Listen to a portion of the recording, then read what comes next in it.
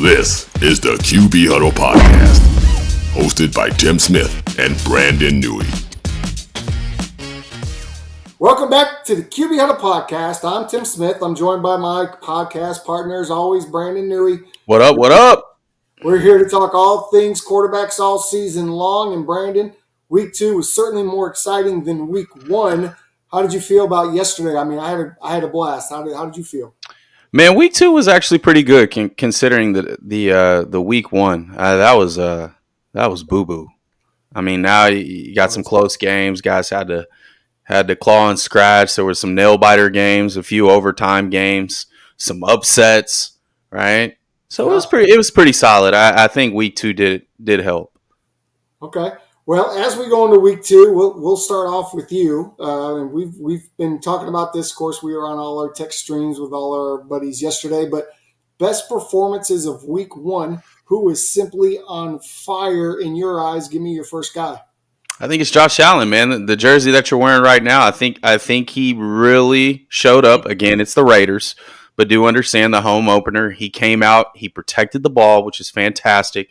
My man went 31 of 37, 83% completion, 274, along with 3 touchdowns. And to include, again, no turnovers. That's a pretty good sign, okay? So maybe him and Ken Dorsey had a come to Jesus meeting. It's like, hey, man, stop turning the ball over. Take what the defense gives you. Don't forget about to throw to the fat chick in the flats, right? And he dinked and dunked quite a bit, which is good. Bore me with completions. That's what I love to see. Hopefully Josh Allen can continue that moving forward. I had Josh on my list too. He was my number 2 guy. But I have in big letters here, Josh Allen is back. I think a lot of people owe Josh Allen an apology last week. I see he did, obviously he had the turnovers, but people were bailing on Josh Allen. All of a sudden, Josh Allen was no good. He was being compared to quarterbacks that aren't even in his stratosphere. And yet, here he goes out. He has a great game. And back to Josh Allen things. I'll tell you what, I watched the game. He did a lot of good things, like getting the ball out of his hands early, getting the ball down to his checkdowns, more running backs and tight ends, right, with completions, not sitting there waiting for that deep ball to open up, right? He only took those shots when they were there. So, yeah, I think somebody did have a talk with him today. Settle down. You don't have to do it all. They still need to find a run game, though. Yeah. They still need to find a run game there. Who else you got this weekend? I got Dak Prescott. I got Dakota, man. I got Dakota. I know you sometimes you don't like to talk about him, but for these Cowboy fans and a Niner fan, I'm gonna give him his flowers. I think, and the reason why I say this, it's not a stat line that is just so high, but my man was efficient against one of the toughest defenses in the league that made Josh Allen look like a rookie quarterback. My man was 31 of 38, 81% completion, 255, 2 TDs, no INTs. He did miss a few. Just come on, man, you can't miss that throw, right? But I mean, granted, only 7 incompletions on that end. I think that was a pretty solid day for him. I think the Cowboys, especially with that defense, Dak protecting the ball, you can really tell the difference between Mike McCarthy's offense and Kellen Moore's offense. I think Kellen Moore's was a little bit more high powered, take a little bit more of a gamble, risk it, no biscuit kind of style, right? But I think McCarthy really focused in on Dak's strengths. And as you were attesting, Dak is pretty good in these moments where he can bore you with completions. You don't want to put too much on his plate at this time, but I feel like there's a lot of hate with Dak Prescott, especially being the Cowboys quarterback. I feel he answered a lot of questions, especially from a game, especially with the Giants, the 40-0. Did Dak really do enough? I mean, it was a rainy game, and whatnot. So I get that. But I think he really impressed me just with being efficient when he needed to and knowing when to pull back. So the good part about it is he made a big claim. He's like, I won't throw more than 10 picks this year, and he has none. So kudos to him on this and continuing the streak. Yeah, look, I'm it's hard for you, isn't it? I'm hard on my quarterback all the time because he is the quarterback. We're hard on Romo. Boys, and I was hard on Romo in the first 3 years when he struggled. You didn't even know me then. My first 3 years of Tony were a little rough. But, hey, I'm going to be hard on Dak, but when he plays well, absolutely have to give him his praise. He deserves it. He beat the Jets. And we knew they were going to win again, right? Their defense, I don't know how many teams are going to be able to figure out how to score on that Micah Parsons-led defense. the offense, what they're doing under McCarthy is very reminiscent of what Joe Montana did under Bill Walsh and what Steve Young did a little bit, what Aaron Rodgers did early in his career to get to the Super Bowl. Mike McCarthy's a smart guy, right? And I wish he would have held on to the offense this whole time. We know that was Jerry Jones trying to get Kellen Moore. Now we look in L.A. and honestly, the Chargers are having some of the same issues that the Cowboys were having last year. Too many shots down the field, not very good on third downs. That's all changing for Dallas. We're keeping third down manageable this year and allowing Dak to what I call the Dink and Dak offense, which is 100% okay. There's nothing wrong with it. Tom Brady made a living off of that type of offense. So I'm here for it. I love that we have taken the offense and really curtailed it around Dak and who we have. And CeeDee Lamb yesterday was an absolute beast. So playing like a real 88, huh? Love seeing. And he wrote them off. I didn't. Man, I didn't. CD, let's go. Yeah, I'm excited too. No, I've loved CD since Oklahoma. So I think we all know that. I think we were there at that game when he made that crazy catch that Kyler Murray threw. That was insane. We were like in the front row. Yeah, it didn't get any better than that. And we both said, hey, that guy's going to be a stud at the next level. Right? We thought he was the best receiver in the country at that time. If people have been giving him a bad rap, he's not a number one. The good thing about CD is he doesn't stay in one spot. He moves around. And so Sauce wasn't following him around yesterday. So you get him in mismatches with safeties and linebackers. CD's tough to deal with. Runs great routes too. I got you. Here's one of my favorite parts, Brandon, and I know that we both love this, the garbage juice poo-poo, okay? Who was the garbage juice poo-poo player of the week? We're going to go with two of them here, but give me yours. Before we go to the poo-poo quarterback, right? I have one more on fire, and I have to say it.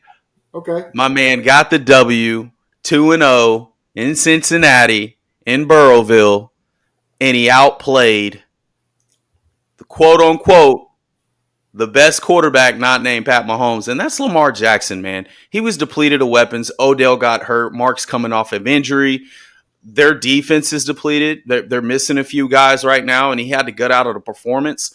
He had over 300 total yards of offense, 72% completions, 2 touchdowns, no interceptions. To me, that's a Lamar Jackson day. Would have loved to see a couple more touchdowns, but I think him getting back into the groove, despite not playing this preseason, which I'm not a fan of. I would love to see these guys callous their body, get in the rhythm of things. I think offenses will flow even more, especially with a new offense being implemented. I think Lamar Jackson really did his thing, man, and I'm going to give him his props. I know we're only supposed to give 2 quarterbacks, but I'm going to shout my boy out to 3 because I think this guy's got it, even though despite of some of these injuries, I really feel he looked more comfortable prior to week 1. But as far as the garbage juice QBs, Lord, it had to be – I'm just going to throw it out there, man. Justin Fields, brother, you got to get it done. You got to get it done. I understand Chicago looks terrible offensively and defensively. They say he doesn't have weapons, but my man, you've got to deliver the mail in a timely manner, okay? The average as far as quarterbacks getting rid of the ball is around 2.8. Justin's holding it around that 3-second mark. The last guy on the list as far as who holds the ball the longest is another poo-poo quarterback I'll go to is Zach Wilson with a 3.06. He's got to see the field, okay? You've got to learn how to make decisive decisions fairly quickly. If that option 1 isn't there, man, you've got to understand where your hots are. You have to. Justin Fields didn't play well. He had a pick 6 going into the game-winning drive, a tip ball made from Shaq Barrett. Now, granted, is that really his fault? I don't really know that. That's a tip pass. That's a Christmas gift for the defensive lineman. But I think right now, a QBR rate of 23 is the lowest in week 2. It wasn't good. I'm not trying to shit on him, but I will say you have so much talent, kid, that you've got to figure this out, because if you don't figure it out this year, there is a loaded quarterback class coming in that they will find someone. And in the NFL, it stands not for long. And although you're not a distraction, there's a lot of good quarterbacks in this upcoming draft that could easily take that spot. Yeah, it's pretty bad, man. He's really I hated it for him. he's looking like every other Ohio State quarterback that has ever tried to play in the NFL, and it's really disturbing because we've seen flashes that he can do more than that, but it's not clicking. He has weapons. Right. The interception off Claypool's hands, that was Claypool's fault. I think I can speak for all Bear fans when I say we're ready to get Claypool out of Chicago. He just hasn't done anything. No wonder Pittsburgh was ready to get rid of him. But golly, yeah, he's been terrible. It's been hard to watch, man, and I am a Justin Fields fan. Going all the way back from QB1 on Netflix, and just showing his demeanor. He seems like a really good kid, man, and just he works hard. And I'm just like, man, just what can we help you do to see the field better? Like, how can we help you? Do we need to go back to some of your Ohio State days where it's simplified? It made it look a little bit easier. That's the problem with, I think, a lot of Ohio State QBs. They go to these big programs and they have 5-star receivers and 5-star linemen, and they're never getting touched. They're never really going through adversity. Right. And the second they get drafted high, they're having to dig. Now, granted, C.J. Stroud is not doing bad. He hasn't thrown a pick all time the entire time, and he's thrown over it's been almost 80 passes. He's probably doing a little bit better. It's not bad. He's more of a pure passer. But I just think, man, your OC, you guys have got to talk. You and I both know, especially as quarterback OC relationship, that's got to be implemented. It's not about one or the other. It's about how can we mesh this together. And I feel they really need to focus on that, because I personally don't think he's garbage juice. But in this segment, he's trash right now. Garbage juice, poo-poo cheese, whatever you want to call it. We got to get better, baby. We got to get better. Who's your other one? Man, well, of course, I took Justin Fields off because I knew you were going to talk about him. So yeah, I'm going to give you two fresh ones. And this one hurts me to my soul because I'm a big fan. Joe Burrow. Second week in a row. He didn't look like himself. 27 of 41, 222. Too many passes. 1 interception. That's not up to Joe Burrow standards. That's not up to Cincinnati Bengals standards for Joe Burrow. The highest, as of yesterday, was the highest paid quarterback. I don't think today, with Patrick Mahomes getting his new deal restructured, I think we'll be making more money than Joe now. But still, we got to do better, Joe Burrow. That's a division game. You're 0-2 inside of your division. I know the Bengals lost some defensive people, and now it looks like his calf is still hurt. He limped off the field at the end of the game yesterday. Yeah.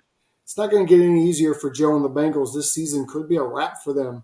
They need to sit him, man. Divisional losses. They need to sit him. They need to sit him. Even Jamar Chase, when he got the calf injury, he's like, man, I want Joe to sit out at least the first quarter of the season. The good part about, I'm not really worried about Joe in a sense like that, because they've done this before. In the past 3 years, they've gone 0-2 in back-to-back AFC title games. But this not too worried about it. Games. That's what worries me. The 2 division games are like a game and a half, right? As they were explaining it earlier this morning. That worries and the me. thing about it is, when you have a hurt calf, guess what that could lead to? We already saw it with Aaron Rodgers. Yeah. I don't want to say it. Don't say it. Don't say it out loud. We don't want to put that. I'm not trying to jinx it, brother, but man, their staff already knows. I mean, I personally feel like you need to save him.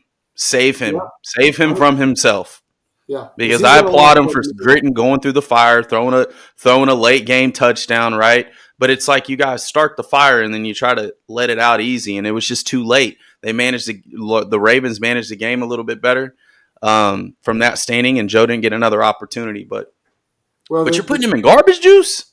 I'm putting him in garbage juice because that's 2 weeks in a row. Last week, 82 yards. This week, just over 200. We love you, Joe. Get out a win. This isn't forever, okay? This is temporary. Listen, this list is fluid. This doesn't mean that you are a garbage juice player. This list is fluid, right? It's like Stephen A's top 5. It's a fluid list. So we can play with it week to week. Number 2, I'm going to go back to the Bills-Raiders game, and I hate this, and I'm so mad at this because I stuck up for this guy. I thought he was going to be back with his old coach. It looked good in week 1, but Jimmy G was complete poo-poo this weekend. 16 of 24, 185, 1 touchdown, 2 INTs. It's not even wintertime in Buffalo yet, so I can't say it was the weather that got him. I don't even think we need to elaborate anymore. He was complete trash. Didn't I tell you he was going to give you 1 or 2? As a Niner fan, I've seen it over and over. He would light the fire, but unlike Burrow right now, he calmed it down a little bit. Damn, Jimmy. 26.3 QBR rating. Can't get that done. Under an offense that you already know since you got drafted, that can't happen, right? No. My guy, Zach Wilson. I think, and you may say, "Oh, we didn't expect much." I did, because how could you expect him to do anything? This is your moment. This is your moment. You're in the NFL. It doesn't matter what defense you're playing. This is your moment. Maybe next week, right? Unfortunately, you ran into the slaughterhouse of the Cowboys defense. Number one in sacks, number one in turnovers since the takeover under Dan Quinn. You guys look phenomenal, by the way. I'm just going to give you. Appreciate that. I can't believe I'm even saying this, but 44% completion, 170 yards, but you had 3 interceptions all in the fourth quarter. Come on, brother. You can't do that. Even if you're down, drop your nuts, show some efficiency, right? You've got weapons, but my thing, I'm not going to put all the blame on him. They didn't run the ball, and you have 2 of arguably the best backs in the league as a duo. They didn't even try. And Cook and Hall, what was that about? Talk to me, Salah. Yeah. Or who's offensive coordinator? Oh, it's what's his name from Green Bay? Hackett. Nathaniel Hackett. Brother, come on, man. What's the best way to protect a young quarterback? Your run game.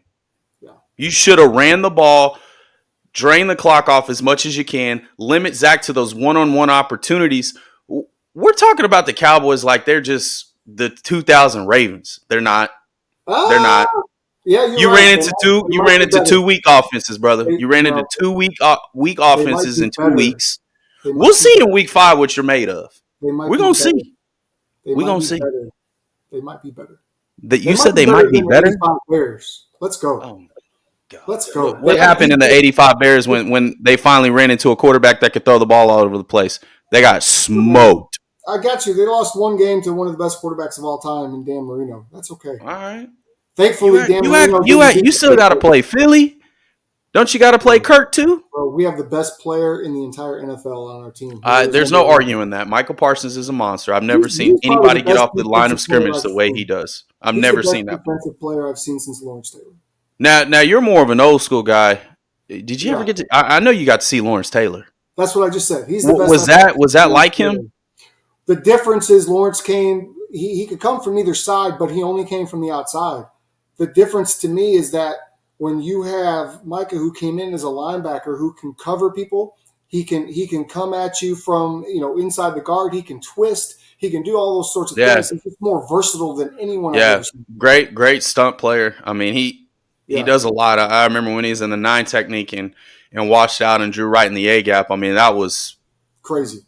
The first, what was it? The first play, phenomenal. He came around right up the middle and smacked Zach Wilson so hard it probably ruined Zach for the rest of the game. To be honest with you, do you think they need to go find another quarterback? No. I think you just don't need to play Dallas again. I think you just need to run the heck out of the ball, man. You just got to run the ball. Limit him to about 22 throws a game. Yeah, keep it simple, right? Create one-on-one opportunities, right? I think they have a good backfield to do it. They don't go get a quarterback because Aaron Rodgers will be back next year. So, hey, he's coming back in the playoffs, I think, if they make it. Well, let's see if they make it. Yeah, let's see if they make it. He's doing a lot of PRP treatment, man. I remember I had that on my Achilles, and though it wasn't completely torn, shout out to Dr. Mova, my Achilles felt 100%. And I was dealing with that for a very long time. And I had 2 PRP treatments where they inject plasma. He had a special surgery, and they put some sort of special brace. Well, Cam Akers came back 5.5 months after his Achilles tear. So it is very possible. He's coming back, folks. He's going to play again. Let's go, Rodgers. The fountain of youth is here. You can do this. Who surprised you this weekend, Brandon? I mean, there was a couple of guys, I think, that probably played better than the week before. So who made you step up and go, oh, okay, all right, good game? Didn't see that one coming. Sam Howell. Okay. Sam Howell from the Commanders, despite an 18-point deficit in Denver. Not saying Denver's an extremely good team, but offensively they were doing some great things. And I know Sean Payton and Russell Wilson, they're getting hammered right now. Sam Howell showed a lot of grit. He was 27 of 39, 69% completion, 299 yards, not to account for an extra 20 to 25 yards on the ground to, get some third downs converted. No interceptions. He had 300 yards of total offense. This kid's in his first year starting, and now he's leading the Commanders to a 2-0 record right now. I feel he's doing some good things. He's doing some good things. Yeah, who's your guy? First guy I'm going to take is Geno Smith, going into Detroit, where we know is now become a tough place to win. They unveiled the Barry Sanders statue yesterday. That was sick. All season tickets have been sold in Detroit for the first time ever. The stadium was packed. Yes, I love that statue too. By the way, full of ski mask. Full of ski mask, which that was interesting. The Seahawks wore in their locker room after the game. But Geno Smith, 32 of 41, 328, 2 touchdowns, no turnovers against that defense. Talk to him, Geno. Man, Geno Smith balled out. Now, I'm not necessarily, my thoughts on Geno. He's a bit of a bridge quarterback. I think Pete Carroll needs to retire. But, hey, that was a great day yesterday for Seahawk fans and for Geno Smith. Yeah, that was a great day for Geno. I think he showed a lot of grit despite that bonehead play he made, which almost lost him the game on that 3rd and 18. I was just like, man, what are you doing? What are you doing? Are you trying to give this game away? I was surprised. I was surprised to see the Lions go down like that, but that's just a credit to Geno. He's been in the league a long time. We know he's got games like that in him. And then you got to give credit to the whole franchise of the Seahawks to come in and really slow down that Detroit offense, which was looking pretty prolific yesterday, honestly. They didn't slow them down. It's just they capitalized on their moments. And I think that attests just to those veterans and those captains and just getting things done, man. I can't stand the Seahawks, man, but they're the Seahawks, man. Do you think that might have been a hangover for the Lions coming off that big win in Kansas City? I think it was, man. I don't think they're used to winning like that. They're not. You got to think about the last 2 victories they had before stepping into this Seattle game. Number 1, they upset the Green Bay Packers and sent Aaron Rodgers home packing in a playoff scenario, right, in the cold Lambeau Field, and they got the W. Even though they didn't make the playoffs, they still pulled out 9 wins. And then you go and face the Super Bowl champions, and then you beat them at their house. So you got to be thinking like, damn, we've never done this in 30 years, right? They're feeling themselves a little bit, and they have a right to. The fact that the game went close in overtime, I'm not really mad. Like, the Lions played like crap. They're going to play you tough every time. So you're going to have to really strap your boots up, right? Bring your work hat because 60 minutes. They're coming to play every time. 60 minutes. Every time. My other surprise of the weekend is going to be Daniel Jones. I'm going to go back to the NFC East. I mean, we kind of gave Daniel a hard time last week as well. He deserved it. He did not look good against the Cowboys, but so far we've seen 2 quarterbacks not look good against the Cowboys. Yesterday, the first half, terrible. I was ready to go in on the Giants, down 20-0 at half, but then Daniel Jones comes out in the second half and he puts on a show. They go 26-37, 321, 2 touchdowns. He did have the 1 interception, but to create that comeback from 20 points down to win the game, 31 points in the second half engineered by Daniel Jones and those New York Giants. That scared me a little bit. What didn't scare me, what gave me some concern for the Giants, but as a Cowboy fan, I secretly don't care, Saquon Barkley being helped off the field at the end of the game. That could be devastating to the New York Hopefully Giants. It's just a high ankle sprain. I have him in fantasy. Don't let me down, Saquon. Come on, man. Come on now. We don't want him to be hurt. We never hope for that, especially Saquon. Yeah, it's just unfortunate, man. Yeah, I saw that, but Daniel Jones really did what he's being paid to do, right? And what the Giants expect him to do. He was that for an entire. He definitely showed why he's paid as much as he is. That second half, I don't think the dude missed. No, he was like he came out guns a-blazing, like showing you I can do it all. I mean, he looked great. I mean, granted, it is the Arizona Cardinals, and Josh Dobbs is your other quarterback, right? So. What is really the problem there? Is it a lack of continuity, or is this a lack of preparation starting slow? Because I feel like the Cowboys did the exact same thing in the first half. They did. So they got to start out quick, man. They don't sustain drives very well. Daniel Jones is just, he's a gunslinger too. but he looked like a rookie QB versus the Cowboys. Maybe that may be the theme this year. Every time somebody plays the Cowboys defense, you're just going to look like a rookie. So Brock Purdy, week 5, It could be. I mean, brother, you better come with it. You better come with it because they're coming.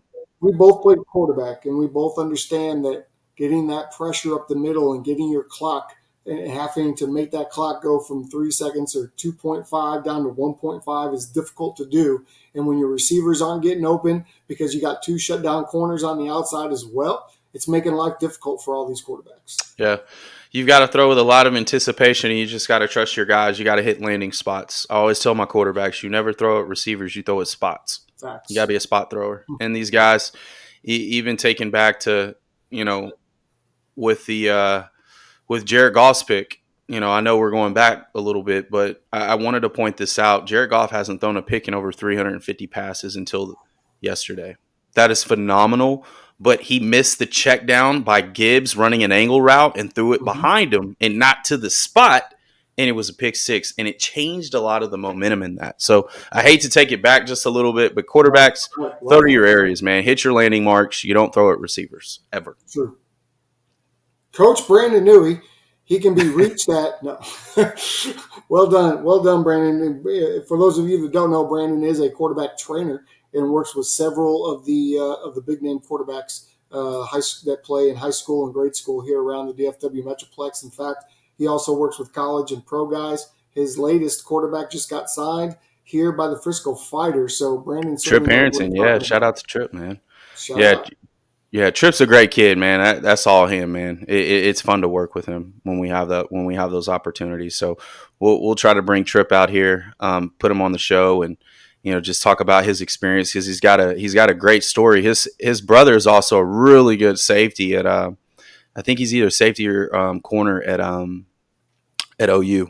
Oh, okay. And so he's starting right now. Yep, number 4. Nice. So yeah. Nice. I'm sure you're loving OU right now. Just to get off subject, they have a left-handed quarterback throwing the ball all over the yard the other day. And he's number 8, bro. Yeah, he's number 8. Oh, I'm biased. Let's go, Dylan. I believe in you, and nobody else does, but I do. He's also a lefty for all of you that can't figure that out. So, at any rate, let's move on to the biggest quarterback moments of the weekend, right? These are what we call Brady moments. These were hard to find this weekend, I felt like, and not a lot of Brady moments. Tua had one before the end of the half last night where he drove his team down 7 for 7, 64 yards, gets in the end zone right before half. But my Brady moment, and this really comes from you last week, going in on your guy, Ryan Tannehill, and I'm going to give him the moment because down 24-17. You deserve it, Tanny Poo. Down 24-17, he led an 8-play, 75-yard drive in the fourth quarter, ending with a touchdown pass to take the fourth quarter lead, and that allowed them to go ahead and get into overtime and take the game from Justin Herbert and the Chargers yesterday. Ryan Tannehill was not Ryan Tannehill yesterday, at least not in that fourth quarter. So I got to give it to him because you really gave it to him hard last week. So we got to lift him back up a little bit this week. Yeah, we'll bring you back up, Tannehill. You're Tannehill this week, okay? You got to win for my Titans. I appreciate it. You looked very efficient. I'm not sure what's going on with the Chargers, but both weeks you've made both of these quarterbacks look like all-world quarterbacks. So, yeah, real quick, Chargers, you got to sharpen that up. I want to share this stat, and I'm sharing this only because everybody wants to talk bad about Justin Herbert. But the fact is that the Chargers are the only team in NFL history to score 50-plus points in over the last first 2 weeks, rather, and go 0-2 with no turnovers. So Justin is doing what he's there to do. He just, I don't know, he's not getting the ball at the right time. They went really, really conservative yesterday at the end of the fourth quarter. I understand he got sacked, but Kellen Moore went super conservative and just played for the field goal and said, well, let's get the overtime. Granted, he didn't do anything in overtime. I can't put it all on Justin Herbert, but this isn't about him. This is about Ryan Tannehill, and this week he's Ryan Tannehill again, at least in my eyes. Well, I won't go down the rabbit hole with Justin Herbert, but damn it, I need to see some clutch genes in you because I ain't seen it. 12% on third down, can't sustain drives. I mean, yeah, I can be enamored by all your statistics and whatnot, but the proof is in the pudding. when the game's on the line, I don't really see you show up when it comes down to those, hey, 2 minutes, 1 minute left, 2 timeouts. I'm going to take the ball. I don't really fear him if I was a defense, especially in those critical moments, because Justin has gotten away from some of those things that made him special. He doesn't use his legs anymore. He just stands there. He doesn't move around like he used to. When you're saying all these things, these are all the same things that us Cowboy fans are saying about the Cowboys and Dak Prescott the last 2 to 3 years, which tells me this could be a Kellen Moore problem more than a Justin Herbert problem. Maybe so. My Brady moment has to go to Geno Smith. I mean, hats off to you, man. He had 4 crucial passes, 2 for third down, and they were just darts. Now, he almost screwed it completely up on that 3rd and 18 where he ran all the way backwards. It looked like the little Giants, blow the whistle, and should have threw it away. But he didn't. I'm like, you can't take that sack, right? No. But I think he stood in the fire. He drove down. Shout out to Tyler Lockett. Second and 6. A nice little pivot route.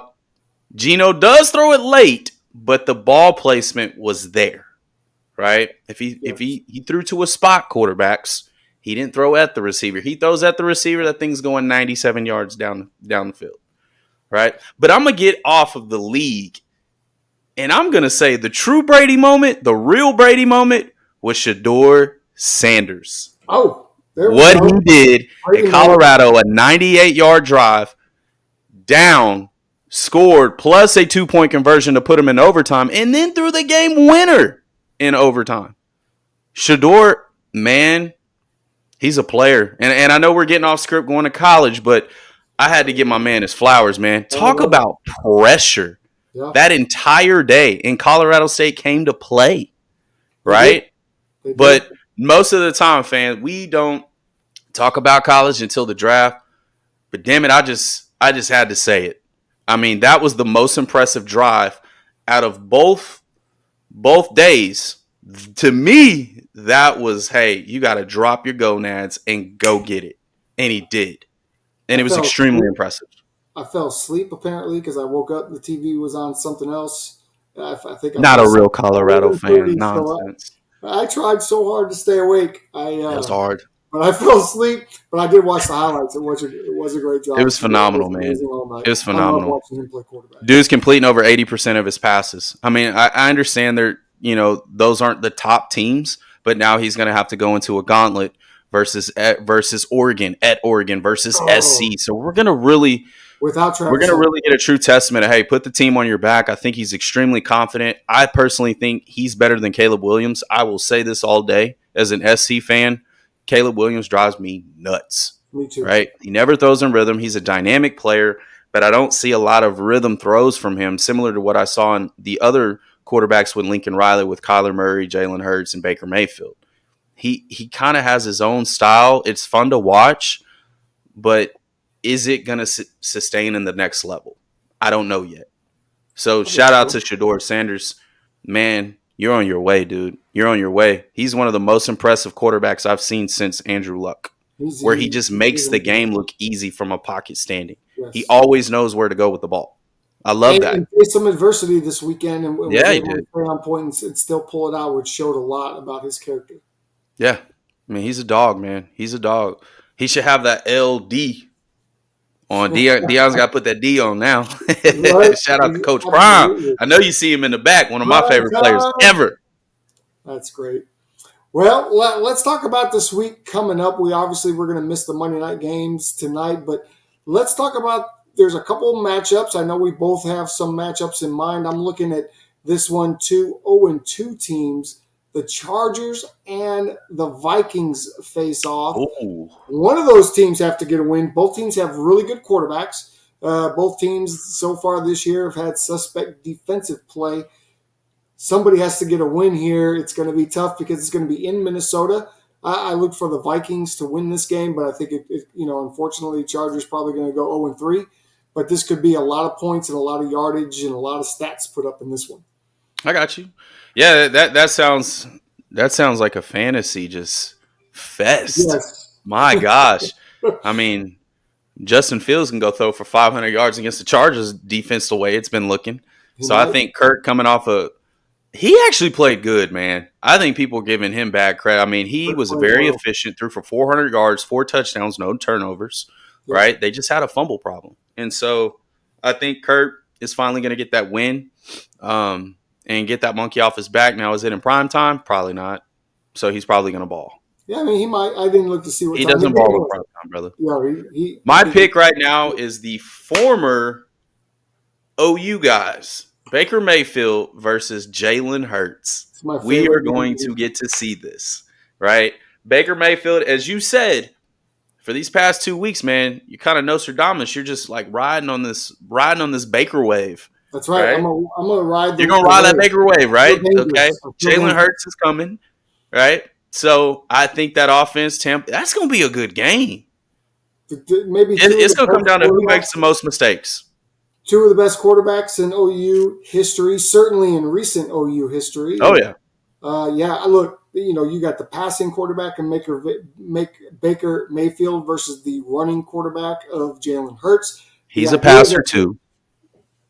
So far, they're not throwing. Oh, I'm about to get you riled. He's a passer. Hey, since he's taken over in that offense for 3 seasons, my man's completed 66% of his passes. Okay, he's limited on the turnovers.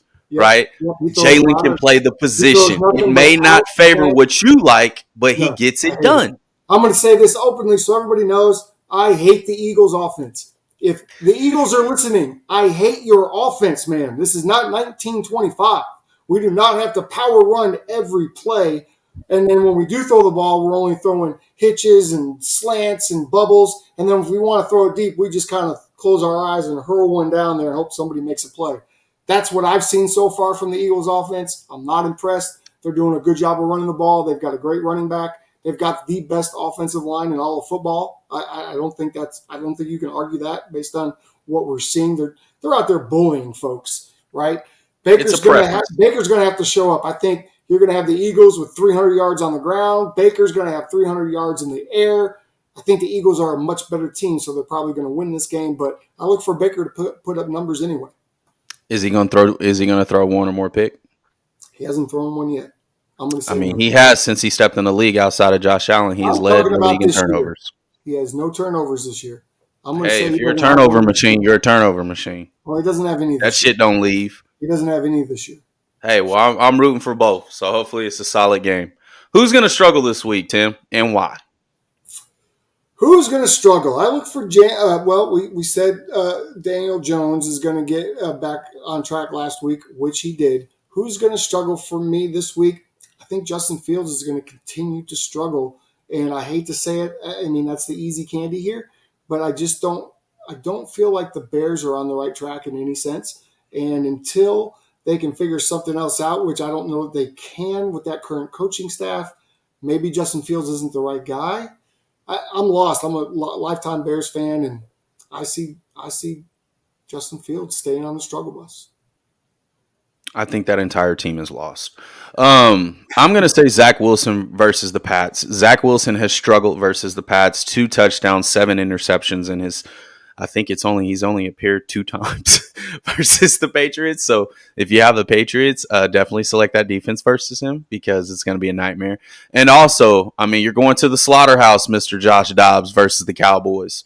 It ain't going to look good. Well, we know that. I didn't want to. Yeah, it ain't going to look good, brother. I mean, those are my 2 that I'm just saying, hey, they're going to really struggle. Outside, I don't think this is a very strong week 3. I think there's a lot of weird matchups that I'm not really – am I excited to watch it? Not really. I think the most excited I'll be is watching Daniel Jones versus Brock Purdy. I think that's going to be pretty fun to watch. That's going to be a long night for Daniel, I think. Yeah, it's going to be a long night, brother. But we do struggle against dual threat quarterbacks. Quarterbacks that can use their legs, we struggle.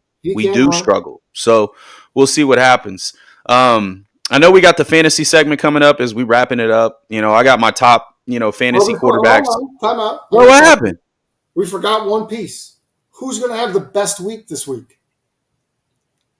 You can't. I mean, we talked about who's going to play bad. You're right. We know who's going to play bad. We did get a little off script, but I know we're rolling a little bit. That's fine. That's fine. We're going. We've only got a couple minutes left here. Who's going to have the best week? I have Patrick Mahomes because he's going up against the Chicago Bears. I have Patrick Mahomes.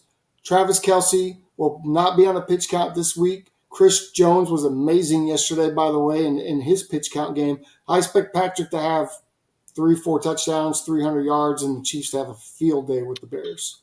I got Kirk Cousins against the Chargers. I think he's going to light it up coming off of a 400-yard passing game, 4 TDs, no interceptions. Kirk Cousins has low-key been balling. Oh, boy. Balling. Go look at his stats. He's been doing pretty well. Yeah. He's been doing pretty well. I like Kirk. All right. Give us your fantasy picks for the week, Brandon.